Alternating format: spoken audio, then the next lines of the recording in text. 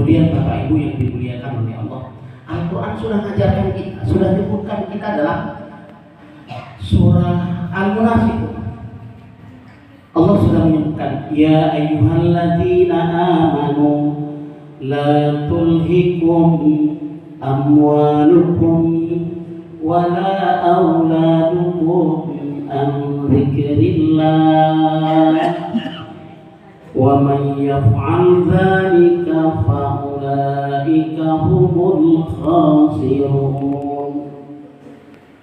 Allah Subhanahu wa taala mengingatkan kita, orang-orang yang beriman, hai orang-orang yang beriman, kata Allah, jangan karena harta. Kemudian wala auladukum, jangan karena anak-anak. Antikrilah, engkau lupa mengingat Allah. Allah sudah ingatkan, karena Allah tahu persis kita itu dominannya harta dengan alasan membesarkan anak-anak. Kalau cari harta apa istilahnya, Bu? Kepala jadi kaki, kaki jadi kepala. Pergi pagi, pulang petang. Apa bahasa kita semalam, Bu? Di dunia makan kangkung, di akhirat kena bentuk. Karena sibuk kerja aja untuk dia sampai lupa dengan ibadah. Zuhurnya di kerjaan, asar di perjalanan. Maghribnya kecapean, isanya ketiduran, subuhnya kesiangan. Hari-hari seperti itu. Ibadah terabaikan karena alasan, wah bukan lagi jihad. Iya benar, mencari nafkah adalah bagian dari jihad kepada keluarga. Benar. Tapi jangan karena harta dan anak-anak. Allah sudah ingatkan, engkau sampai lupa mengingat wa may yaf'al dzalika, kata Allah, siapa yang melakukan hal seperti itu, fa ulaika humul khasirun, dialah orang yang rugi-rugi di dunia dan rugi juga di akhirat. Habis umurnya rugi, dia nggak ada nilai ibadahnya, sibuk cari harta. Padahal, Bu, kalau kita menginjak apa yang dibawa, Bu? Kayak kapan yang dibawa? Biar sawahnya 5 hektar, biar apa lagi, Bu? Anaknya angkat tinggal semua. Yang kita bawa cuma kain kafan. Punya siapa kafan? Beli sendiri? Enggak. Punya STM. Kapan itu kain yang paling murah lagi? Paling murah. Cuma itu yang kita bawa. Yang lainnya tinggal. Kalau harta kita ikut sampai kuburan, mobil pun nggak boleh masuk kuburan. Dimarahi sama tukang kuburan. Sampai gerbang. Anak istri iya. Mungkin anaknya masuk ke dalam liang, iya. Untuk nampung ayahnya masukkan ke dalam. Itu saja. Setelah itu apa? Pulang semua. Ada satu yang tinggal yang selama ini kita abaikan. Kadang-kadang kita lupa kalau yang kita bawa itu adalah amal. Tapi amal itu yang kadang-kadang kita nomor sekian. Yang pertama cari harta, besarkan anak-anak, sekolahkan anak. Iya, itu perlu, tapi jangan lupa untuk kehidupan akhirat. Kita ingin dunia bahagia, tapi bahagia di akhirat kayaknya jarang diperjuangkan. Padahal itu yang selama-lamanya. Kalau susah kita paling lama berapa tahun? Seumur hidup, umurnya 60, ya 60 tahun susah. Ada yang 40 tahun, 40 tahun cuma susah. Kalaupun susah, tapi kehidupan yang khalidina fiha abada kadang-kadang kita abaikan. Fa'ulaika humul khasirun. Terus apa lanjutan ayat, Bu? Wa anfiqu mimma razaqnakum min qabl, dan infakkan sebagian harta yang sudah kami berikan. Ayyatiya qawma wa anfiqu mimma razaqnakum min qabl ayyatiya ahadakumul maut. Infak itu kapan, Bu? Sebelum mati. Kita kadang-kadang namanya gak pernah di papan. Sudah meninggal baru infak dari almarhum si Bolan. Itu lumayan kalau anaknya bagus, ada infaknya atas nama ibu. Oh, seumur hidupnya gak pernah ada namanya infak si Bolan. Karena boleh, Bu. Boleh kita beramal, ditulis boleh. Niatnya untuk motivasi yang lain, bukan masjid. Enggak, karena aku nggak siap masjid. Nah, bukan itu ini. Untuk motivasi yang lain. Udah meninggal baru ada tulisannya. Padahal Allah wa anfiqu, berinfak itu ayat dia qabla sebelum datangnya. Karena orang di dalam kuburan hari ini itu yang di kuburan itu semua minta dihidupkan oleh Allah, merengek-rengek sama Allah. Qala rabbi laula akhartani ila ajalin qarib. Itu orang yang di kuburan merengek-rengek minta sama Allah, ya Allah hidupkan aku sebentar saja. Ila ajalin qarib, ya tunggal kematianku sebentar saja. Andai kata mereka dihidupkan, mereka dibangkitkan dari kubur, diberi kesempatan untuk mereka hidup, apa yang akan mereka lakukan?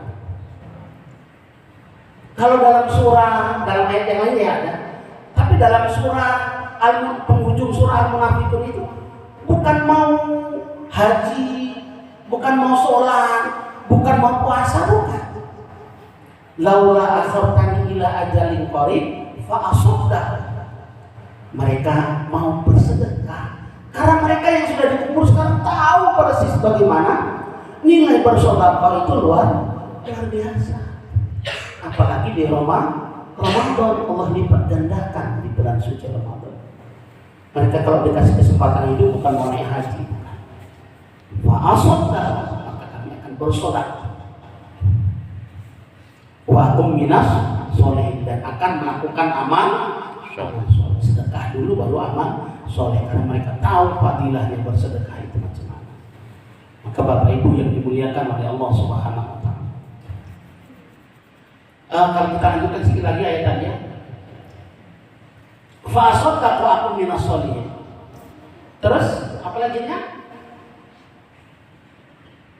Laula akhartani ila ajalin qarib fa asaddaqu akum minas sholihin. Habis ya? Penghujung ayat ini sudah. Penghujung surah Al-Munafiqun. Bapak Ibu yang dimuliakan oleh Allah Subhanahu wa taala. Kesempatan masih Allah berikan. Hari ini kita masih bisa menghirup udara segar. Pagi kita masih bisa dibangunkan oleh Allah. Kesempatan itu jangan pergunakan untuk yang sia-sia, terutama di Ramadan ini.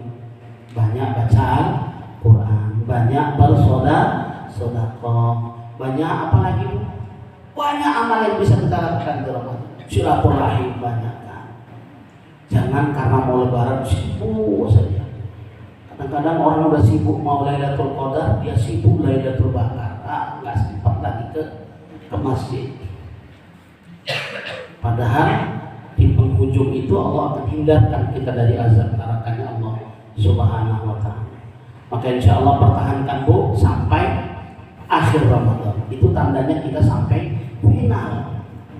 Kalau cuma 10 awal saja orang awam gitu. Puasanya karena soal ibadahnya karena anaknya, karena mantunya, karena tetangganya, karena yang lain-lain, karena punya baju yang baru. Begitu dia tidak pertahankan, bisa mempertahankan 10 yang pertengahan, mulai diseleksi Allah. Dikurangi sama Allah, siapa yang betul-betul. Ini alhamdulillah saatnya masih banyak. Cuma anak-anak kita nggak ada ya. Udah siap sekolah, nanti datang tanda tangan. Tapi bagus, bukan kadang sedih kita lihat. Anak-anak kita suruh komen, ayo ke masjid. Tapi bapaknya pegang hati, bapaknya nonton. Akhirnya anaknya bukan sholat di masjid, jungkir balik. Sama dengan anak-anak kita yang belum pandai berenang, kita suruh berenang. Berenang itu termasuk amalan sunnah, olahraga sunnah. Kita suruh berenang dia. Akhirnya apa? Kalau kita suruh berenang dia belum diajari, belum tahu etika bagaimana berenang. Akhirnya kedelep-delep dia, pakai gaya batu nggak nimbul-nimbul. Demikian juga datang ke masjid disuruh ayahnya nggak diawasi. Makanya muru auladakum di sholat, hum abna'akum sab'a sinina. Disuruh anak itu sholat kalau 7 tahun, maka sebelum 7 tahun jangan suruh anak kita sholat. Nggak boleh disuruh, tapi diajak, ayo nak sholat ke masjid. Contohkan, diajari bukan disuruh. Umur 7 tahun baru suruh. Jadi belum 7 tahun jangan disuruh. Kalau disuruh ya sampai ke masjid menggimbal aja bapaknya. Kenapa? Ayahnya nonton di TV di rumah. Tapi alhamdulillah, insya Allah kemarin saya ngisi di masjid dari mulai sholat isya sampai selesai. Luar biasa berat teman-teman. Masya Allah. Boleh main-main masjid, boleh daripada mereka main di warnet. Tapi ikut aturan. Jangan waktu sholat main-main, waktunya main-main, semuanya main-main. Ada batasan-batasan yang harus dihormati, ada hak masjid yang harus dijaga. Maka insya Allah Bapak Ibu yang dimuliakan oleh Allah Subhanahu Wa Taala, kesempatan masih Allah berikan kepada kita beberapa hari di akhir Ramadan ini, upayakan bisa maksimal untuk melakukan ibadah. Orang kadang-kadang buat itikaf 10 yang akhir, ini malah 10 yang akhir itikafnya di dapur, mulai sibuk giling-giling, sibuk bikin ini bikin itu. Insya Allah abaikan yang seperti itu, upayakan bisa terus melakukan amal ibadah. Amin ya rabbal alamin wal afu minkum billahi taufiq wal hidayah. Wassalamualaikum warahmatullahi wabarakatuh. Waalaikumsalam warahmatullahi wabarakatuh.